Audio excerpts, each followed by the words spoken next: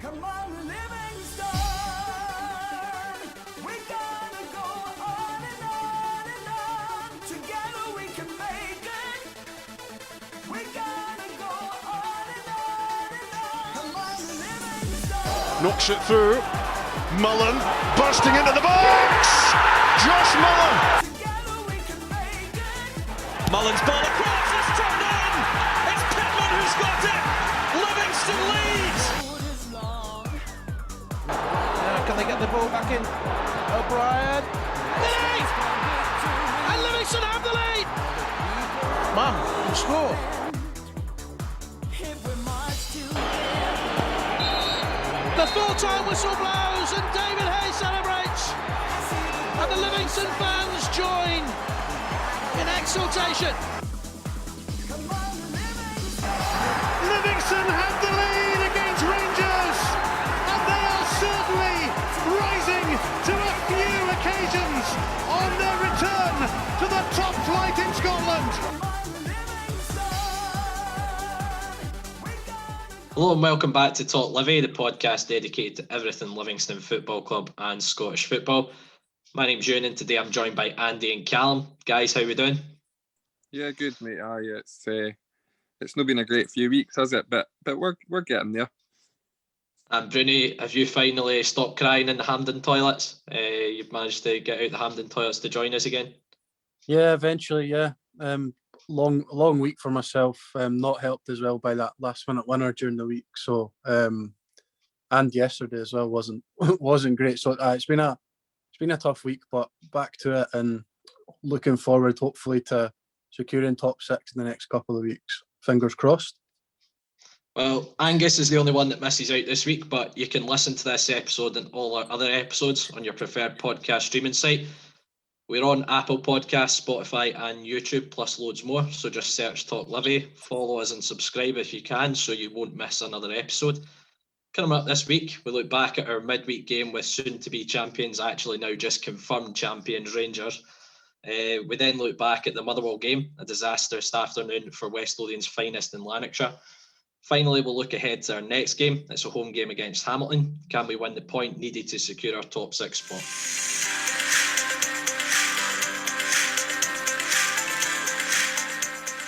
On Wednesday night, we faced a Rangers side looking to edge ever closer to that elusive title. Livy, the only side to stop Rangers scoring domestically this season, and we came within 5 minutes of doing it again on Wednesday night.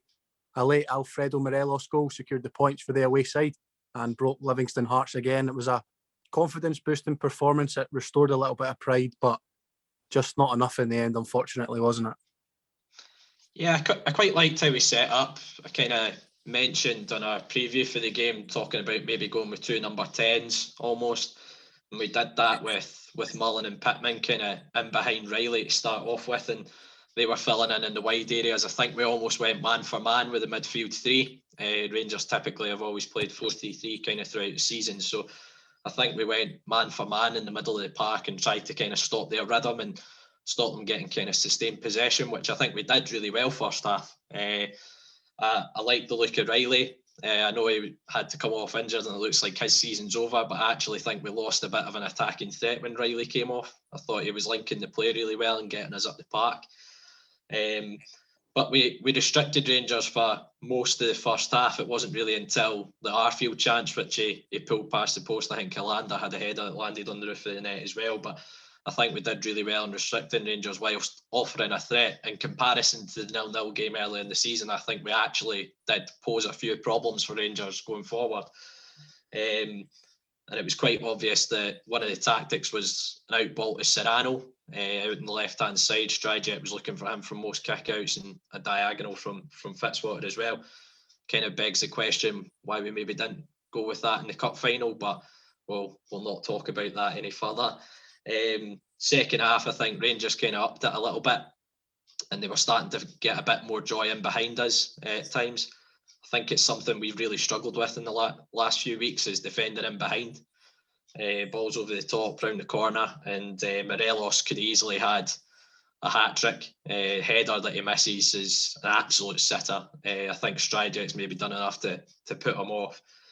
But it's really disappointing to lose the game the way we did, because I think we had restricted Rangers really well, been fairly comfortable in the game, did offer a wee bit of a threat, but the goal, I think Lawson had looked really good when he came on, but I think he's went and dived into that loose ball. He's seen the ball loose and he's dived in to go and get it, and he's left Davis unmarked. And obviously Morelos is tapped in the rebound. And I think Rangers deserved to win the game, but as you say, from the disappointment of the cup final, it was a really good performance. As I say, it was almost a free hit type game for us, and an ideal game after that disappointment to come into. And there was plenty of positives to take from it. I think we looked better defensively than we have in recent weeks, but at the end of the day, we've not managed to pick up anything from the game. I think it was a confidence boosting performance, which, you know, obviously we'll come on to the Motherwell game just shortly, but you know, it was a confidence boosting performance. I thought, like you mentioned, we were much better defensively. We've been bemoaning our defence all season really for the inconsistencies, giving cheap goals away, and I felt that, as you say, we reduced Rangers to very minimal chances. You know, like you say, they had that header in the first half, the Arfield chance. That's all I can really think of in the first half. I agree with you. I thought Riley gave us a really good out ball until he went off. It was a hard one to take, but I think the thing that stuck out for me in the game was Bartley playing in that natural role again, breaking up the play, you know, and he started an attack. You know, I think it was Robbo when he came on, he won the ball in the midfield and he started off a counter-attack, and that was a real good chance for us that we never took advantage of. But it begs the question again, going back to the cup final, and I know we're not going to talk about it too much. Bruni's almost in tears again, as you can see, Ewan. But it begs the question, you know, Bartley plays there, broke up the play, caused Rangers problems, started off attacks. You've just got to think, if we'd played that system in the cup final, we're sitting here, you know, not too worried about the league form because we're sitting here with a trophy. But yeah, obviously on the Rangers game, I think you're right. Rangers deserve to win the game. There's no doubt about it. But to come that close to getting that really, at the moment, that elusive point that we're struggling to get just now against Rangers, it would have been a really good achievement, but not to be, as you say. Yeah, like you touched on, it's a valiant performance, wasn't it? It was, you know, and again, that we'll come on to it later, but that makes Saturday all the more frustrating. The fact that we've turned up against Rangers, we've turned up against the bigger sides this season, Celtic as well, a couple of points against them away and at home as well, and we've gone to maybe was it Tannadice that in recent weeks we've gone to Fir Park yesterday, and we just haven't competed really. If we'd played half as well as we did against Rangers yesterday, then we'd given Motherwell a right good game. But yeah, it's not a lot more to add than what you have touched on, boys. You know, Morelos, you can't as poor. Maybe it's poor. I don't know if you can call it poor in front of goal. He missed a few good chances. Squirmed a couple as well. Probably should have had the penalty in the first half, so we rode our luck a little bit. But you can't give a striker his quality 4 or 5 chances, because he will eventually score one.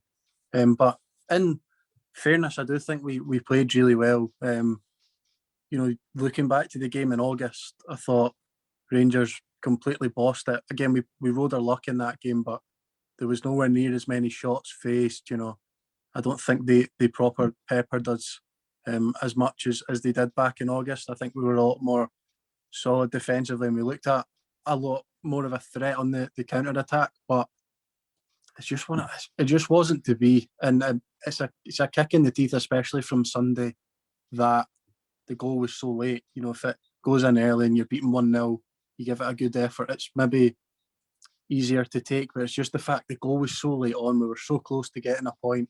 Would have been a very important point. Obviously, as we'll come on to it, we're sitting in the top 6. We still need a point to secure that. But yeah, it's just a gutting one, really, isn't it? But yeah, it was a valiant performance. It definitely restored some pride from the cup final on Sunday, as I touched on. But yeah, we'll come on to the Motherwell game in a wee bit. It's just frustrating that we couldn't take that performance from the Rangers game into it. You touched on probably the controversial moment in the game, which was the penalty claim Rangers had with Morelos in the first half. What were our thoughts on that one then, guys? I think it's incredibly harsh to blame the referee in that instant.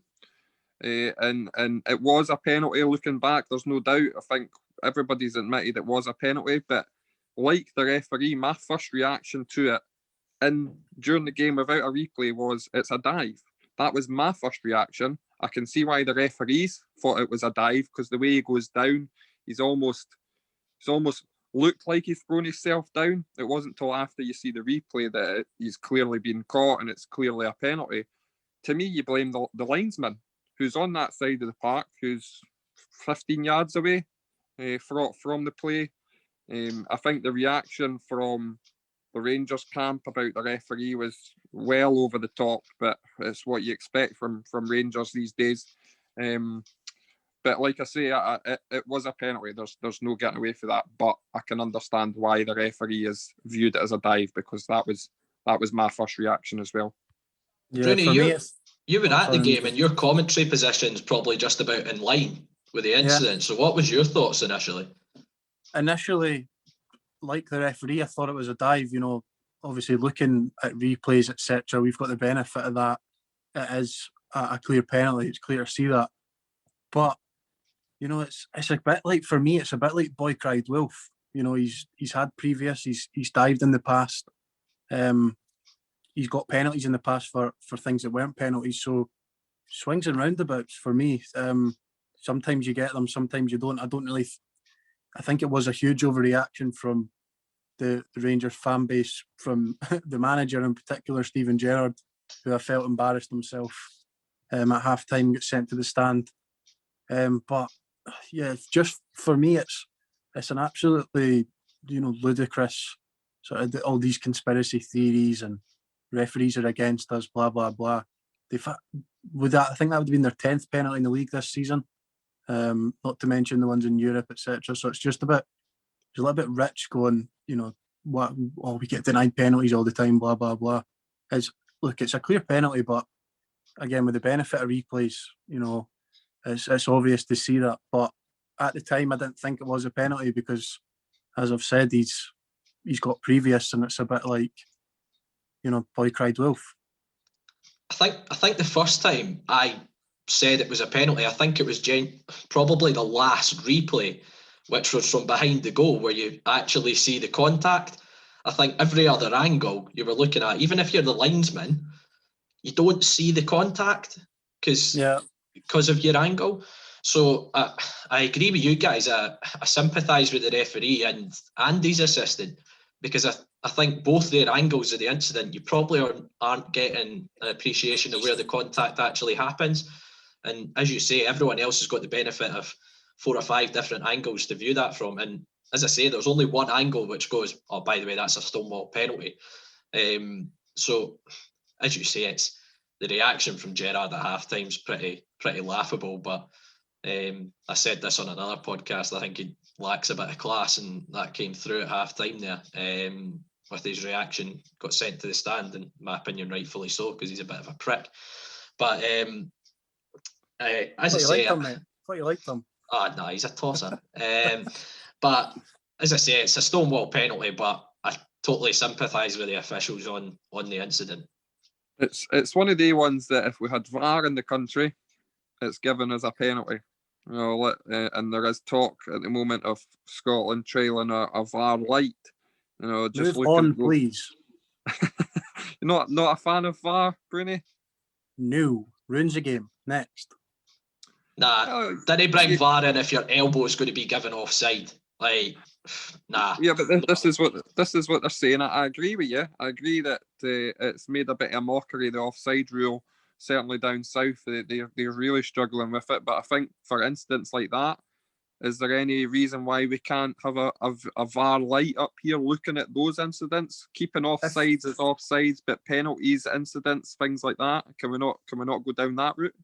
If there was VAR in Scotland on Wednesday night, we wouldn't have seen a Champions League winner walk onto a plastic park at a stadium named the Tony Macaroni Arena and embarrass himself and get sent off. So we don't need it. I'm with the young bear here. You don't. Scottish football's fantastic the way it is. It doesn't need something to try and ruin it. And seeing moments like Slippy G, calling out John Beaton in the middle of the pitch. And the thing is, he's calling out John Beaton, and if John Beaton thought that was a penalty, he would have given it, because we all know John Beaton's allegiances. So you can't say that he's not got John Beaton on side, because I mean he would have probably been outside Ibrox yesterday partying with the team. So keep VAR out of Scottish football, in my opinion.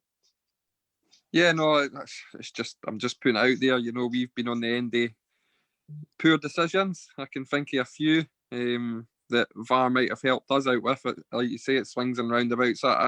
Any game with Greg Aitken as referee. Well, yes, pretty much. That's the ones I was thinking about. But yeah, back to the game then. Who was your standouts for it? I really thought, you mentioned it in your little build up there, Ewan, about the outball to Serrano. I thought Serrano done really well. I was a bit worried about him defensively. I have been all season. I don't think he's great defensively, but going forward, he's certainly been an asset. Who else stood out for you? I think Sibbald was another one who really contributed and showed that he's one player that likes to get the ball down and play a bit. Who do you think? I think both the fullbacks did really well. As you say, I kind of touched on it. Serrano was a constant kind of outball and got us up the park quite a lot. He's very good in the air. That diagonal, we've been using it sporadically throughout the season and using Julian as the outball. I think Nicky had a really solid game defensively again. I think the whole midfield, did their job. I think from Josh and Pitts kind of playing a wee bit further forward and tracking back into the wide areas to cover for the likes of Kent going forward. I think they did really well as well, offering that little bit of protection for Serrano and Devlin. I think it was just an all-round really good display. I don't think there was anyone who was a real standout. I think it was an all-round kind of good display as a unit. Yeah, I think everyone was decent. Touch on the centre halves as well. Fitzwater had come in, I think his first game since he was sent off at Tannadice. A game he'd want to forget because, well, again, the red card probably isn't a red card, but that's by the by now for light. But, he wasn't great in that game. It's probably one he wants to forget. And he came back against Rangers, who was involved in the clean sheet back in August. I thought him and John Guthrie were very good from the outset. There was numerous times where, the Morelos likes to come deep and collect the ball, and they got in front of him, they nipped in front and tried to launch counter-attacks, nicked the ball in front of him, intercepted it. I thought they were solid. As you mentioned, I thought the fullbacks were very good. You'd expect your fullbacks in a game against Rangers to, because we were only playing a back four, you'd expect all four defenders to sit back, but both Serrano and Devlin got forward on the overlap, looked threatening. Devlin, especially second half, I thought was good going forward, won a couple of corners, etc. But yeah, it's just frustrating though, because we've obviously been beaten. It's a sickening defeat in the end in the last minute, but we have played really well. We're really unlucky. As much as Rangers dominated the game and we rode our luck a little bit, we are unlucky getting that late on and not coming away with anything. I thought it was a very good performance, and yeah, just unfortunate. I think a special mention to Devlin, actually, who was clearly tasked with looking after Ryan Kent. He was all over Ryan Kent for most of the game, falling about. He was obviously man marking him almost, and I think he done a really good job with that. But just one final thing before we move on. Robbo came on as a sub in the first half, 20 minutes in. He then got subbed off with about 15 minutes to go. Reaction was to storm off the park and straight up the tunnel. What did you make of that? I can understand his frustration, because I think as a footballer it's probably the most embarrassing thing that can happen to you is when you come on as a sub and then you're subbed off again. So I can totally understand his frustration, but there's ways to show your frustration, and storming down the tunnel's probably not one of them. Probably take it up with the gaffer after the game would have been my advice. But I get it. I do understand it. Yeah, I agree with you. You totally get the frustration, but you know it's a team game. Robbo's been brilliant for us this season. I think he came on maybe 50 minutes in. You know, 50 minutes to go as well. He came off, so he's played an hour. I think maybe Davey trying to protect him for the game on Saturday. Obviously, wasn't in the squad. Not sure what's going on with that, but you know it's difficult. But yeah, it's a frustrating one. Obviously, Robbo's, as I say, been fantastic for us this season. You're frustrated in a way that he's stormed off down the tunnel, and you know he's not gone back to sit on the bench. He's not, you know, stayed out to support the lads, etc. But yeah, you do understand his frustration. I will be honest there. Yeah, I think it is an understandable reaction, but I'm in full agreement with you, and I think there's a way of showing it. Robbo's not an inexperienced player. He's been around the block. He's been in lower divisions. He's been in Premiership. He's been all over. To me, he should know better. And I think it was fairly obvious that the plan was to maybe bring him on for half an hour in the second half if games wasn't going entirely the way we wanted it to go. He's played an hour of the game. I know he's came on and then went off, but to me, he's got to see the bigger picture there. There's big games coming up. He's played a lot of football. An hour is probably more than what most of us were expecting to get out of him on Wednesday night. So it was a disappointing reaction, and it's not a Livingston way going about things. You know, the players are a close-knit group, and I think he should have sat in the stands and got behind the team. And I think if he had an issue, then you're right, he brought that up with the management team after the game in private. And to me, he should know better. And it wouldn't surprise me if I'm not being in the squad on Saturday was something to do with that. But obviously, that's just rumours. But yeah, obviously we'll talk about Saturday in just a wee minute. It wasn't a great day, but on Wednesday we restored some pride, and you know we move on to Saturday.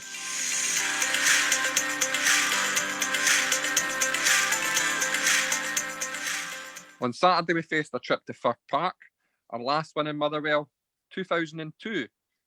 Yet again we never showed up, and it's now 6,708 days and counting since we last won a game away to Motherwell.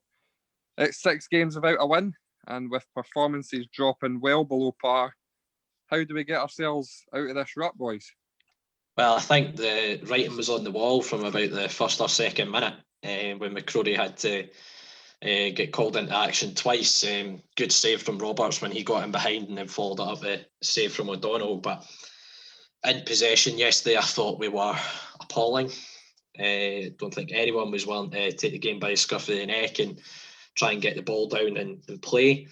And despite the fact, I wouldn't say Motherwell were peppering our goal as such, but they looked hungrier and certainly were winning battles across kind of the park. And Andy, I know you'll bemoan the second goal, but I think the most shocking out of the goals is the first one, the penalty. I think Poplatnik's challenge is so stupid. It's such a stupid challenge.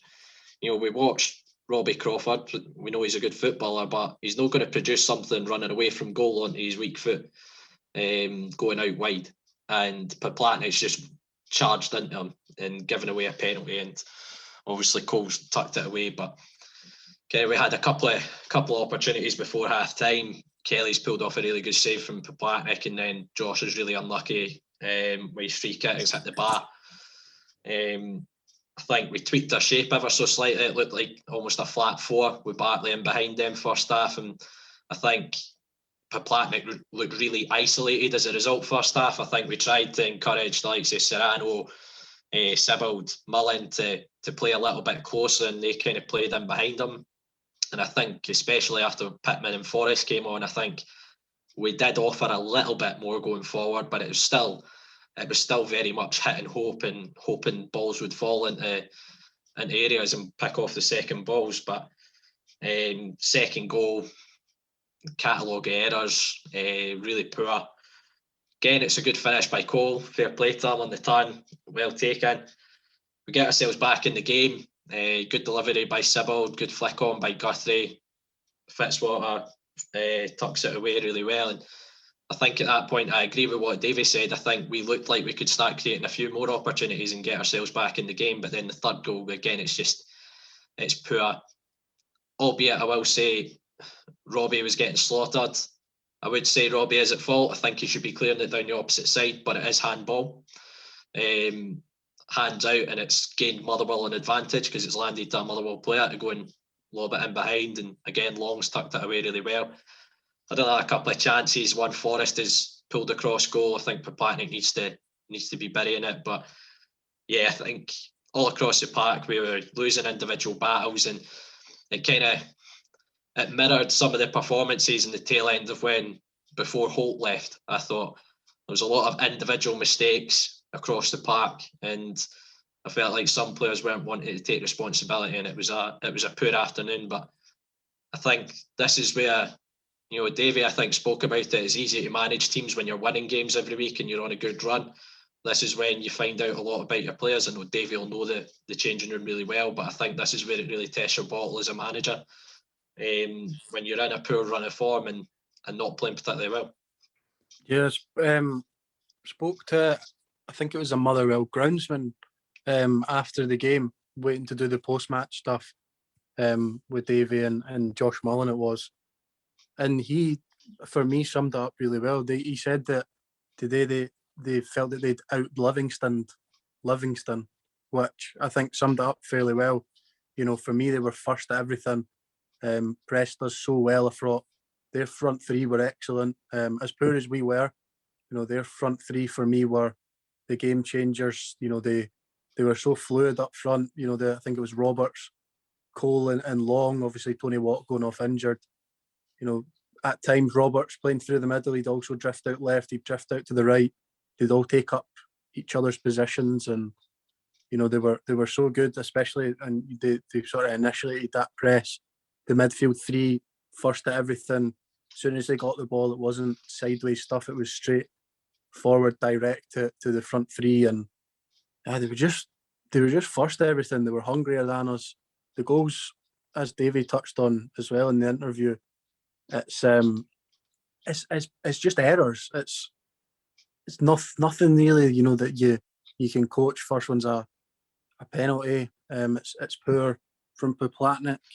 In an attacking sense as well, I'm not really sure he offered an awful lot, really, for me. He won a few headers, but he looked, I think it was his first start since the St Johnstone away game back in December.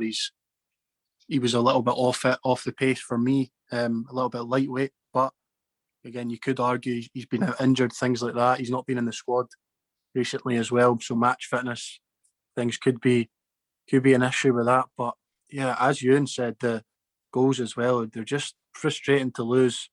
The defence for the second one, it's, the wall does their job. They block the free kick, but they can't clear it. I think Fitzwater hits it off Sibbald, and then it's Maguire who flicks it on. It's maybe not the wall does its job, but it's, it goes through the wall a little bit, and it's easily clearable, but you need that bit of fortune. I think Fitzwater hits Sibbald, as I say. And then the third goal, it is handball, but it's you want your goalkeeper to do better from that.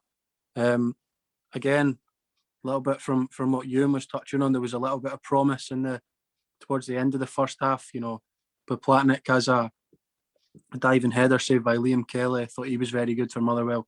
Didn't have an awful lot to do, but you looked the more assured of the goalkeepers for me. And Josh Mullen hits the bar with the free kick, and then when Fitzwater gets the goal back, it's an immediate reply after going 2-0 down. It sort of took us conceding twice to really get a reaction and get us going, which was frustrating. Again, as I touched on from the Rangers game, we were, wouldn't say excellent in the Rangers game, but we were a lot better. It was a performance that restored pride, as we've just spoken about, and we were miles off that level of performance on Saturday. And the third goal kills the game, but we were second best everything, and Motherwell thoroughly deserved it. It's just really frustrating because we're the last, was it 6 games now without a win, 5 of them defeats.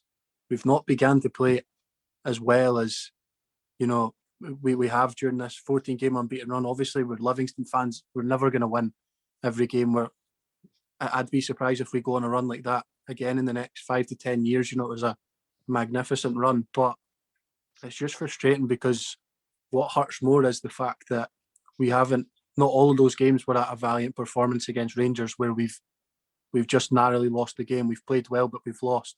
A couple earlier in the season, you could say we played well and we didn't get the luck, we lost, or we got a point from it. These last 5-6 games, we've played poorly and we've lost, which I think hurts more than playing well and not getting that luck. Yeah, I think you guys have described the goals. I agree. I think we were well off it. I think the worrying thing for me is I don't see a game plan. We're lumping balls forward to Poblatnik. I know you're not criticising Poblatnik, but I think you could put the best striker up top in the world right now in this Livingston team and he would struggle to do anything with it because we're just lumping long balls at him. There's no game plan for me. We look nervy defensively. We don't look like scoring. I struggle to see where we're going at the moment, you know, and by all means, listen, we're not a bad team. A bad team doesn't go 14 games unbeaten and then turns into a bad team all of a sudden. So there's something's changed. You know, clearly the players are low in confidence, and we all know that in football and sport in general, confidence is a big thing. But we're not doing anything to get out it for me. We're playing it safe, or trying to play it safe. We're not even doing that successfully just now. Rather than getting your foot on the ball, I think the only one that showed any kind of ability to get the foot on the ball was Sibbald. Yet again, he was the only one that tried to play a bit for me. I mean, you spoke about the first goal, Ewan. I'll speak about the second one because you know what's coming. I disagree entirely. I think the Walls got to do 100 times better. You know, the ball's hit at them from 10 yards. The wall is split. The ball has fell between them. Now, if they were stronger, the ball doesn't fall between them and they clear the ball. They block the free kick, though. It's a free kick in a dangerous position. They block the free kick and the ball spins behind them. They do block the free kick, but they split apart and the ball falls behind them. So they've not done their job, because if they've done their job, the ball falls in front of them and clear the ball. The ball's fell behind them. We've then went to clear the ball and booted it off another Livingston player, which has felt to go. It's an absolute embarrassing goal. It was by far the worst out of the three for me. I get what you're saying about Poblatnik. I agree entirely that he's actually done well in showing Crawford a way to go, and then for whatever reason he's dived in. But for me, the second goal is just, it's absolute schoolboy stuff from start to finish. Whether it's a free kick or not, it doesn't matter. We've got to defend it better. And you know, the third goal, I actually agree with you. Yeah, that, you know, we got ourselves back in the game and we're looking threatening. And at that point, it wouldn't have been beyond imaginable that we'd got ourselves a point out the game, because that's the way it was going. The way the game was, it turned on its head. You know, we looked far more threatening then, but then we're going, it's just, yeah. And I think the worrying thing for me is, you know, you say that the groundsman said Motherwell's out Livy, but how many times have we said that in the last 6 weeks? Have we became too predictable? You know, are we easy to defend against all of a sudden? You know, we're so isolated up front. Defensively, we look shaky every time there's a team attacking us. Apart from Wednesday, which is baffling to say the least. You know, Rangers have got better players than Motherwell. They've got better players than St Johnstone. So, is it a case that instead of, you know, trying to take the game to these teams, we need to try and sit in and counter and change the game plan, because it's so predictable now that we're lumping balls forward to an isolated striker. Maybe we need to change formation. Maybe we need to put two up front and let them play off each other. I don't know, but something clearly needs to change, because I'm starting to get concerned that we're not going to make top 6. And I was so confident 3 weeks ago that we'd already achieved that. And to be honest, I'm worrying where the points are going to come from now. What I want to bring up was I was going to touch on it on commentary. yesterday, but there wasn't sort of with the action and stuff. There wasn't really a proper time to do it. I do my stats and my preparation and things like that. It stands as well for yesterday, which surprised me. I've just looked it up within the last hour or so before we started recording. We had more possession yesterday than Motherwell, which surprises me again. And I think it's maybe Does the when the possession onus is on stats count when the ball's in the air and we've just kicked it? I'm not sure. But yeah, it was 53 to 47%. I just want to get your opinions from that. I think that's now our, off the top of my head, 13th loss in the league this season. And 10 out of those 13, we've had more possession than the opponent in those losses. Only the 2 games against Rangers and one of the games against Celtic. That, I mean, you're obviously going to lose possession in games that you get dominated in off the Old Firm. I just want to ask your opinion on that, because for me that's a clear pattern. That's a bit of a worry. That we've not, again, probably haven't controlled all of these games. You're looking at 52, 53% possession, etc. So maybe it's a bit of a skewed stat when you look at it like that. But I just wanted to get your opinions on it and why you think that is. Is it maybe a case of, as Andy says, should we be sitting in to try and counter attack? Because when we have the ball and teams are sitting back, they seem to be able to stop us and block us from getting an own goal. I think, Bruni, you'll probably have a stat ready to go with this one, but would I be right in saying the majority of these games we've lost, where we've had more possession, we've gone behind in to start with? Yeah.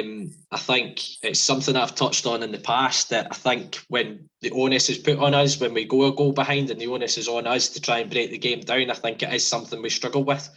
And I think it's something we've struggled with for a number of years at Livy. And I agree, maybe we need to suck our teams into coming on to us and trying to exploit space and behind, a bit like we did against Hibs, for example. We almost invited Hibs onto us to open up that space and behind, to get in behind, and that's maybe where your long ball can work. But Motherwell almost sat in a little deep yesterday, and as you say, they out-Livied us. They were picking up on every second ball that was coming to them, and I think if you can do that against us, we're going to really struggle.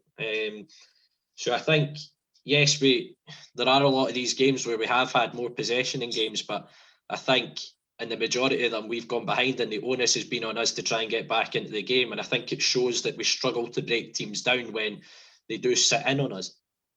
Just to add on to that, yeah, yesterday I've just checked there, that's the 14th time that we've lost the first goal in a league game. We've taken 8 points out of a possible 42 from when we've gone 1-0 down in games. So yeah, it's a bit frustrating. Do you think we've got a muchness then in the team? Do you think we've got a creative spark in the team? I know we talk about Sibbald a lot, but is there anybody else really in that middle of the park that's going to open teams up with a pass? Or are we getting down the sides enough? Like I said, we seem to be quite easy to defend against. Maybe it's time we try to play 2 up top, and yeah, maybe defensively that might open us up. But let's be honest, defensively we've not been very good anyway. So maybe the best form of defence is attack, and maybe we should start taking games to the opposition a little bit more. Obviously, there's games to do that in, and there's games not to do that in. But I think Motherwell on Saturday was an ideal opportunity to try it out. Motherwell, they've got very little to play for now. There's no doubt that they're comfortably safe now. They're a mid-table jobby this season. No one's really interested in them, but it was an opportunity to go and take the game. Nobody's interested. Yeah, Nobody's interested in them and their job. Much more interested in a top half jobby. Everyone loves a top half jobby. Exactly. Everybody likes a top half jobby. But it was almost an opportunity there. We need a point.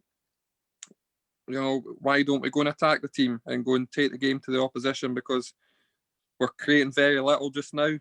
We're not scoring goals. We're defensively looking shaky. I get he left at the start of the season, right? But if you go and look at the two Motherwell games at Fir Park in isolation, and you look at the way we played in both games, there's a telling difference. I know, Bruno, you touched on Poplatnik being the kind of sole striker. We had Dykes in that game, where I thought we were excellent.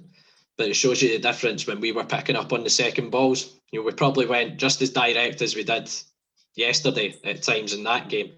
But when you've got someone that's going to win 90% of everything in the air, your players are almost ready to gamble on him winning the ball and getting it knocked down. And I think, I always say that last season I thought Dykes transformed us as a team because of that. You were ready to gamble on him winning the ball.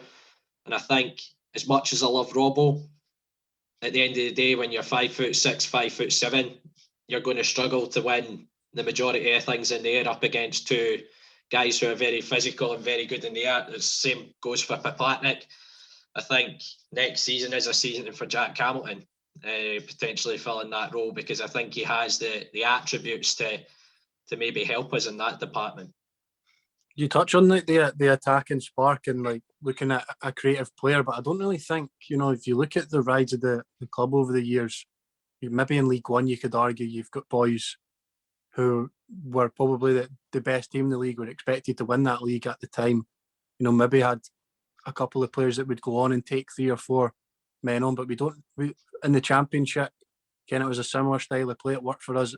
It's worked in the Premiership. It's worked in this run. I get what you mean in terms of style of play, because I don't disagree. We have been poor the last 5-6 weeks. But I think it's just, you look at Lee Miller, Lyndon Dykes, they've been the sort of focal points. We've never really had a proper creative number 10, looking to play between the lines, play in the wingers, play in the striker, break a team down. We've not had a winger that's going to do 15 step overs and take somebody on. The attacking threat has been the number 9. Obviously, we're missing Robinson. For me, a big time on Saturday. We've missed Dykes for a fair chunk of the season, but it's just frustrating. I totally get what you're saying. I would like to see us try something different. I'd maybe like to see us play an Alan Forrest, play a Jace Kabaya out wide on Saturday. I thought Forrest was excellent against Hamilton away. And I think they're obviously famous last words, but Hamilton are there to be got at for me.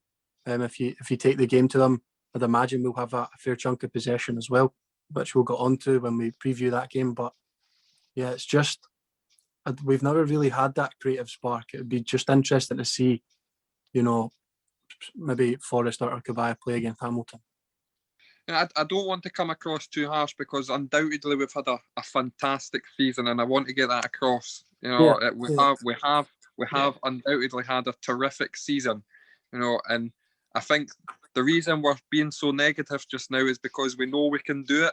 We've seen it, and we're just frustrated fans like everybody else. We're frustrated that we're watching the last 6 weeks being so poor. Maybe I'm being a little bit overcritical in terms of the goals scored, because I still think we're probably the 4th or 5th highest scorers in the league this season, which says a lot. Perhaps the lack of a dead ball into the box recently has been a problem. I think watching us week in, week out recently, I think one of the major frustrations I've had is our crosses into the box. I know we obviously scored for one in this game, but generally our cross balls into the box haven't been anywhere near as good.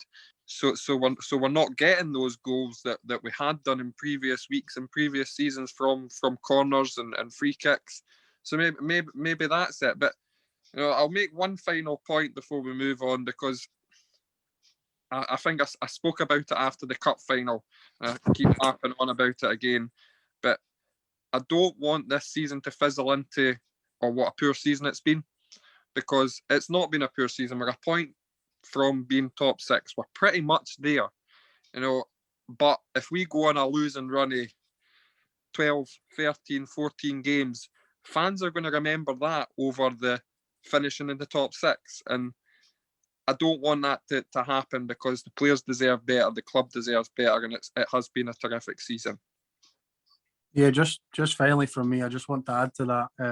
It's been and incredible season. If you take that 14 game unbeaten run, and obviously this now 6 games without a win, what's that? That's a 20 game period. If you split all that up, obviously it looks even bad. It looks really bad now because we've gone on such a brilliant run and now it's such a poor run.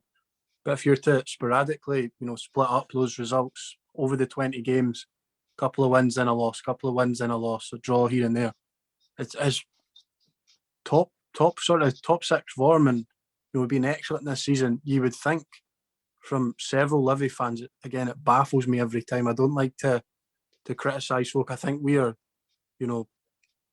arguably criticised on the podcast for being sort of not critical enough, which again, that's people's opinions. You can say what you want, etc. But I just think some of the reaction and stuff has been an absolute joke. Yes, I get it. You can complain. Yes, I totally get that.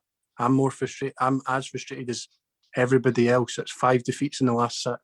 We've been very poor. I get it.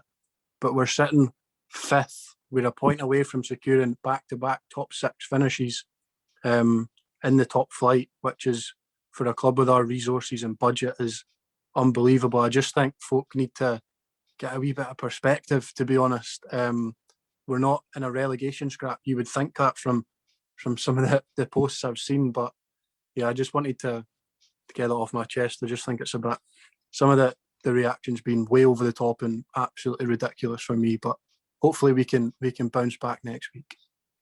Yeah, I think what you're saying, Bruni, yes, take it into perspective. Every season for Livy, 10th and above is success in this division, and I say it every season. I'm frustrated with the level of performance over the last 6 games. Of course I am. It's because I know the team can do better than that, and I can understand fans getting frustrated.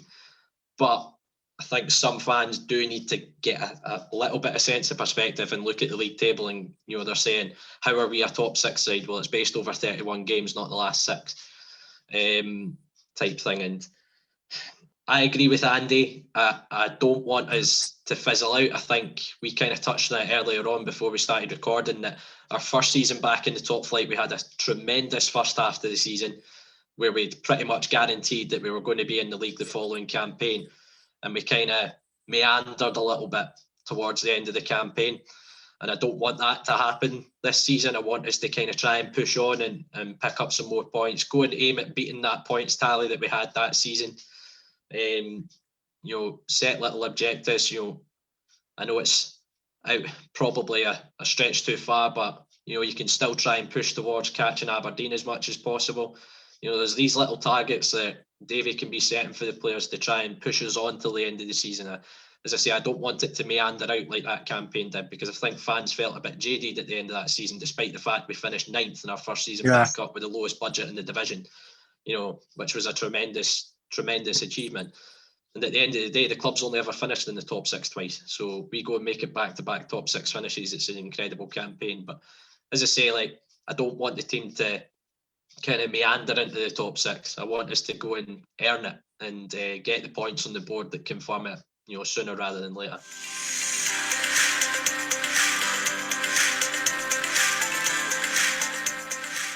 Finally, this week, we're going to take a look at our next game. It's a home tie against relegation-threatened Hamilton Accies at the Tony Macaroni Arena. We still need a point to secure our top 6 spot. Can we finally get this 1 point and put an end to our run of poor form? I think it's going to be a tough one. I think Hamilton are doing what they always do, and they're starting to come in a bit of form, and they're fighting for their life, and they got another good point up at Tawdry. Whereas we look like a team that's settled for what we've got, almost. I think if this game it came when it was originally scheduled, I think I would have been a little bit more confident. But I think given our current level of performance and Hamilton's level of performance recently, I think it's going to be tough. But let's not forget, and we've just spoke about it, we're sitting 5th in the league. Hamilton are sitting 2nd bottom. We should be going into this to win the game, and I think we need to go and set a few performances right and go for this game and try and get a few goals. But I think most importantly, a win, any kind of win. I don't care what it is, if it's a scrappy win or a great performance in a win. A win's a win, and I think we desperately need it just for that confidence levels, but also almost to take the pressure off the players, almost to get this top 6 secured, and then we can move on and hopefully kick on for the rest of the season. But I'm under no illusions. I think it's going to be a very, very difficult game against Brian Rice's Hamilton team. Yeah, I don't think it'll be one for the connoisseur. I think the ball will take a wee bit of a battering, to be fair. But I think we can bounce back. Put my positive hat on. I think that we've obviously been poor recently, but it's a game that we should be targeting 3 points. And obviously, Andy touched on it there. We're sitting in 5th. Hamilton are down the bottom of the league, 11th, I believe they are. So, it is Hamilton's time of year. They do become sort of 2008 Barcelona around this time of the year. But I fancy us. I think we're more than capable of getting at least a point at home against Hamilton. You'd like to think so. You'd like to think we're capable of all 3. As Andy touched on, it will be tough. They're scrapping for their lives down there as they always are this time of season. So it's definitely not going to be easy. I don't think really. Again, it's pure cliche, but there are not really many easy games at all in this league. I think we've seen that. You look from, you could even argue from 2nd down to 12th, particularly 3rd down to 12th. But Celtic have been beaten by the likes of St Mirren and Ross County this season. I think anyone can beat anyone in this league. That's certainly shown by the table. There's still a top 6 battle. There's still a 3rd v 4th battle. There's still a battle down the bottom as well. So definitely won't be easy, but I do think we'll bounce back. We need to play much better than we have against the likes of Motherwell, St Johnstone, Dundee United. Hopefully it's a bit more of an attacking mindset that we go into the game. We look to take the game to Hamilton, dominate from the outset. I think it's important to start early, as I've touched on throughout the podcast. Couple of the stats and things. Obviously, we did take the lead against Hamilton the last time, and that's probably I think that's one of 3 games that we've lost when we've taken the lead in the league. So more often than not, when we take the lead in games, we are tough to break down, and we very rarely lose. Which is of course the stark contrast from when we go 1-0 down in games. So it's important to start early, and again, as cliched as it is, the first goal's absolutely crucial, and we must be the team to get it. Hamilton Accies, the team that sends shivers down my spine every time we talk about them. They, for some weird and wonderful reason, they always give me this absolute fear when we go to play them home or away.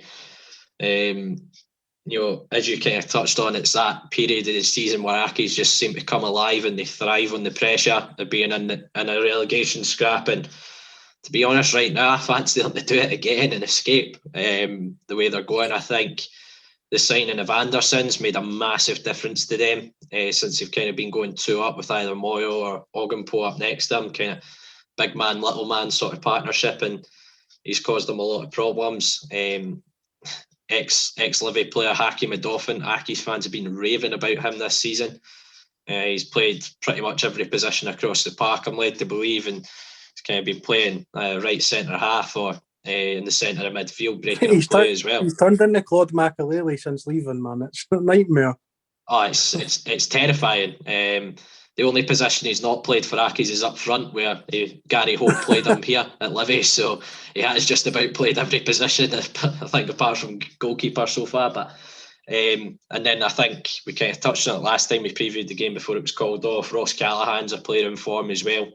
Scored a cracker midweek just there against St Johnstone, and he's been grabbing a lot of goals from the middle of the park. So they have threats, Accies. They have threats across the park that can hurt us. But I agree with you, Bruni. I think it's telling. The stats are very telling that when we do take the advantage in games and go ahead, that's where we tend to thrive, and we can start picking teams off a little bit because we do like to sit in and defend our box with a bit of pride. So I think we need to start quick in the game. I think if you look back at the last game against Hamilton just before Christmas, we were very good at retaining the ball and recycling it really quickly and moving the ball quickly to try and shift Hamilton about the park.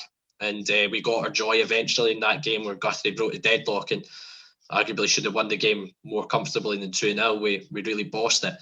So I think we need to get away from this kind of very direct route of playing, and I think we need to start getting the ball on the ground and playing through the thirds a little bit and try and shift Hamilton about, because they're going to come and they're going to want to counter on us. That's the way Hamilton tend to set up, but I think it'll definitely be last on Sports Scene. That's a guarantee. If we can put that in our McBookie bet, that would be brilliant. But yeah, I want us to go in and really take the game by the scruff of the neck and try and take the game at Hamilton, and as I say, try and go into the top 6 with a bit of momentum and see what we can do. Yes, it's 1 defeat in 6 for Hamilton, 0 wins in 6 for us. And the one defeat that Hamilton did have, they were down to 10 men for 80 minutes at Easter Road. Having said that, it's only 1 win in 6 for Hamilton. They're drawing a lot of games, but they're playing some good opposition, teams in form. They've drew with Rangers, they've drew with St Johnstone. We know about St Johnstone, unfortunately. They've went up to Pittodrie, and although Aberdeen are struggling a little bit themselves, never an easy place to go and get points, and they've went up there and done that as well. So they've become solid all of a sudden defensively, and I think earlier in the season they were losing a lot of goals. So they've done something to shore up defence. And attacking wise, you mentioned that I think Anderson's brought them some really good joy. He's almost taken up the centre back's time, allowing space for others, and Callahan's been the one that's benefited for that, scoring a lot of goals. He's obviously the penalty taker as well, but he's scoring a lot of good goals, getting himself into good areas. So I think it's going to be an awkward afternoon for us. But like we've said, it's an opportunity now. It's a home game against a team that's sitting in the relegation playoff spots to go and get the point or the 3 points that we need to secure top 6. And I don't know why I'm confident, given my ranting that I've done on this podcast about our current performances, but I am. I think the players will be out to prove something. I think Davey and Liam and the staff behind the scenes will be really getting into the players' heads that it's important we don't let the season fizzle out, and I think that starts here in this game. Yeah, we've been written off before in the past. Again, I like to bring it up a lot, but you touched on that. We fizzled out that season. The first season, many people thought, it's going to be second season syndrome. They're going to struggle. And then that was a 5th place finish. And then even this season, we started terribly, and then we went on that fantastic run when Davey took over. So, we've shown it before that we've been able to bounce back, and we've been able to prove the doubters wrong. And I'm confident that we've got a strong dressing room. We've got a strong group of players who've obviously been on that run in the past, and I think we'll bounce back. Let's get 2 people up front. For me, Hamilton can be got at. Let's take the game to the opposition. We need to change something. One up front's not working. Let's get 2 people up there. Let's play off one another, and let's get some goals, because the only way we're going to get out of this bad run of form is playing football and winning games and scoring goals, and we've not been doing any of that recently. So we need to do something to change that, and I think we've got the players that are good enough to open Hamilton up. So let's play them and let's score a few goals, and let's get the confidence back. What do you play then? Do you go a 3-5-2? Do you go a 4-4-2 diamond? Do you go a 4-4-2? With wingers. What do you do? I want to see attacking players on. I think, having spoke to I think it was the guy Craig White from Ireland when we signed Cabia, that he was insistent that he was more of a striker. I think whenever he's played, he's showed glimpses that he's capable of doing a job up there. Scored against Hamilton, changed the game. Against Kilmarnock, changed the game against Kilmarnock. I'd like to see him starting up top. If Robbo's back, certainly with Robbo. If not, I would give Tiffany a run out. I think two really quick, nippy players up there would cause Hamilton a lot of problems. I'd also like to see Forrest and Mullen playing either side of the two midfielders, almost just a 4-4-2, and let's go and take the game to them.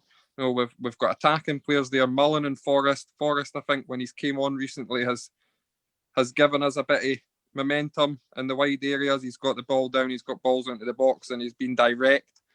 As I mentioned, Cabia is almost that player that you don't know what to expect from him, but he's someone that can open up a defence, and I think Sybil's got to play as well. In fact, I would almost play Sybil and Holt and drop Bartley onto the bench, because I don't think Bartley and Holt add much if you're playing that sort of style of play, because they're too similar, as I mentioned earlier. So, yeah, I would like to see us really taking the game to Hamilton, you know, playing two up front, playing attacking players and going for it.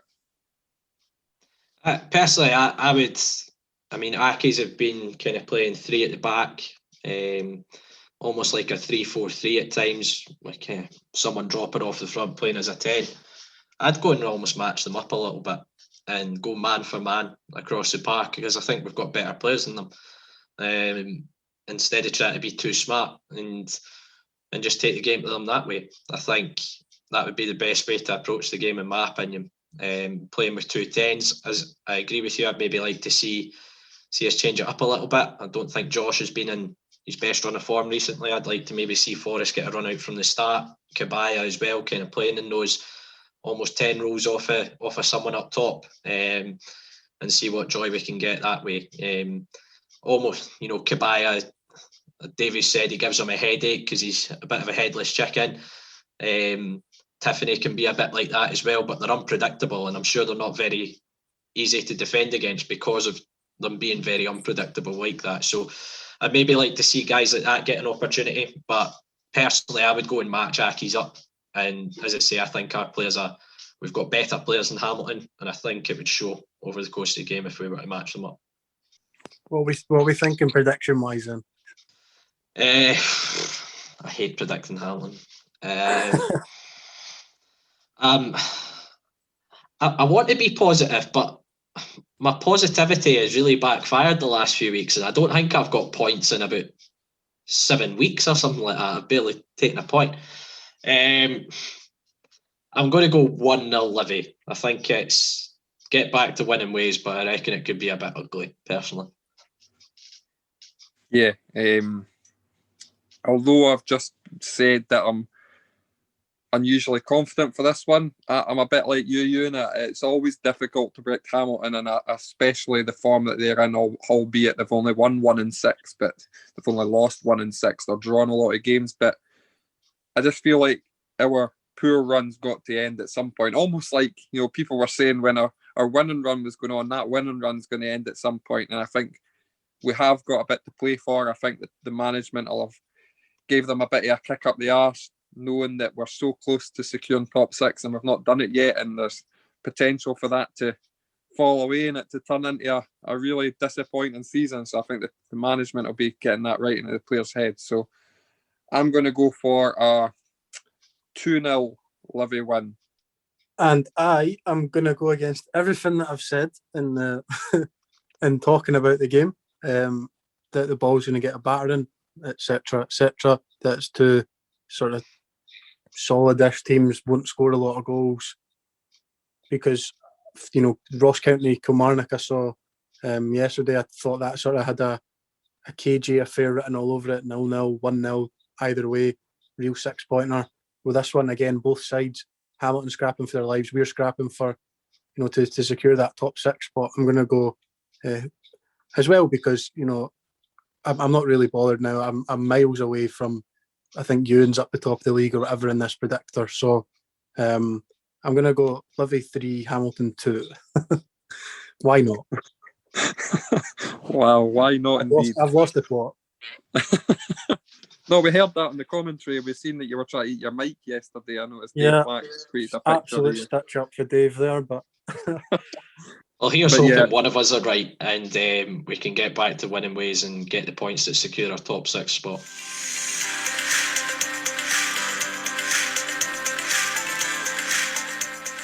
That's it for this week's episode of TalkLivi. Thank you again to every single one of you for tuning in week in, week out. If you can, we would love to hear your feedback. Either leave us a review on iTunes or simply drop us a message on Twitter, Facebook or Instagram.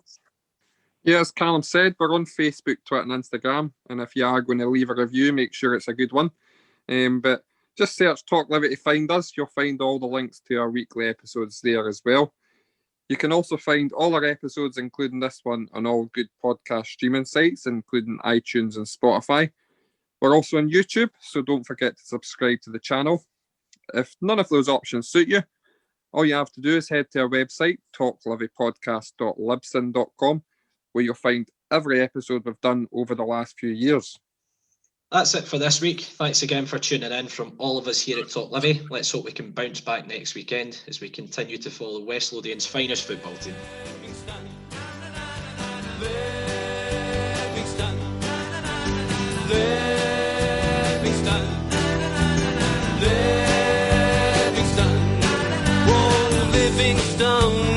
Livingston, a love will never die.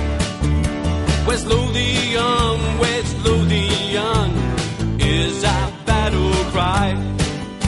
This is the place from which we hail. Livingston, oh Livingston, it's up to Ammonvale. Livingston, Livingston, Livingston, oh Livingston, oh Livingston, we love it when you score. Livingston, oh Livingston, the Ammonville Lions roar. Livingston, oh Livingston, we realize our vision. Livingston, oh Livingston, into the Premier